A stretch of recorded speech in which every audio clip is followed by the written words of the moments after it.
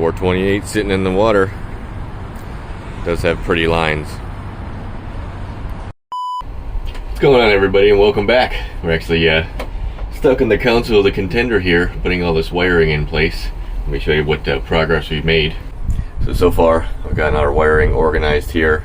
Pretty much everything out of the way. There's one accessory that we still have to put on there. Got all of our switch wiring here, which I've started to pull apart and test. That's what I was just doing. So we got our little test leads here to make sure everything is doing what it's supposed to.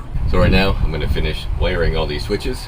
When we come back, we will hopefully start to be able to layer some components in here. So I'll see you on the other side.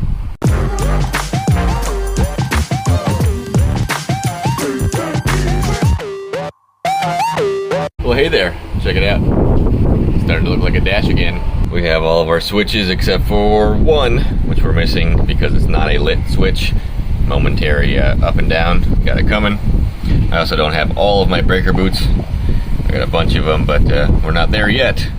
I've actually hooked up these 3 switches right here just to do a quick test.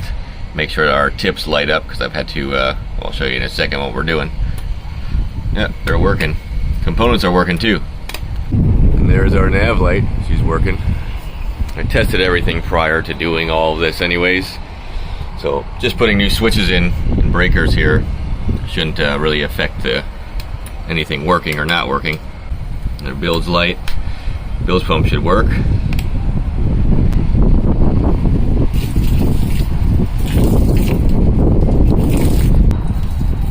Got a little bit of water in her. Let's turn that off. Come down in the hole. Got a mess. So here's our 3 switches that are working now. What I have to do, because if you look here, got a ground wire right here. I'm having to add a ground wire to every single one of these because they have those lit switch tips. So this is a very tedious process because I have all these to go here. So we have a pile of wiring, ground wire, heat shrink, all the terminals we need. All my special tools here. Those old switches we don't need anymore. So right now, I'm going to finish all my ground wiring and replacing all of my switches and everything here. Get all that done because it's just tedious, repetitive stuff. Then we'll come back to the video and continue on. Alright, there we go. We got everything heat shrunk all the way across the board here. And we're just waiting for our final switch here.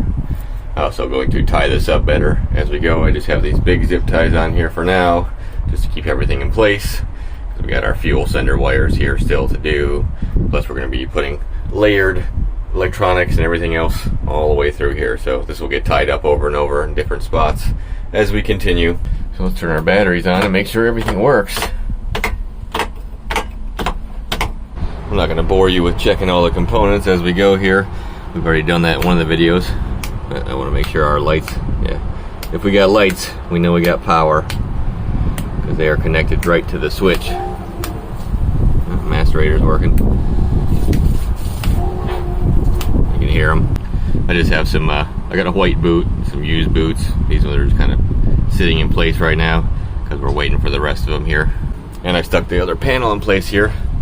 Kind of see what it looks like. Step back here. It should look good. And if you look up, there's our new Garmin's in place. So all of that, all is black now. So what I want to do now is put that light strip somewhere on these breakers maybe, and see what it looks like when it illuminates underneath there to make sure all these are working the way that I want it to come out, because we might have to get a brighter light or add lights to it. We'll see. So let's check that first. So we can come in here, and up here, it's all of our breakers. Right there would be where we can see our lettering. So what I want to try to do is stick these lights basically across the breakers here. I'm going to need both my hands here, so give me 1 second. There we go. It doesn't have to be perfect because we're just mocking this up. So I left it by itself on one strip here, and then I wrapped it around so that there's 2 strips to see if it makes it brighter on this side over here than this side, and see if it comes out better. We might have to order another one of these strips and just put one on each side so it illuminates correctly. We got our test leads, so we're just going to use that to get power to our lights. Anywhere on the back of our switches here. Here's power. There is our ground. So let's see what it looks like on the other side. Oh, well, you can see this in the camera, but it's definitely brighter on the side where it's wrapped around. It kind of fades away as we go. See, it gets less and less. So I'm definitely gonna want to order another one so we can put 2 strips all the way through here. So I was hoping I could just keep cranking away at our dash here, but like always, I have to hit the road here. We gotta go look at a Regal real quick. So I'm going out with the generator. So let me get cleaned up here, and I will see you there. Over here, Oscar. Well, here she is. It's a 38XO. That boat has been in my videos because I moved the fuel tank for the generator in this one, and it worked.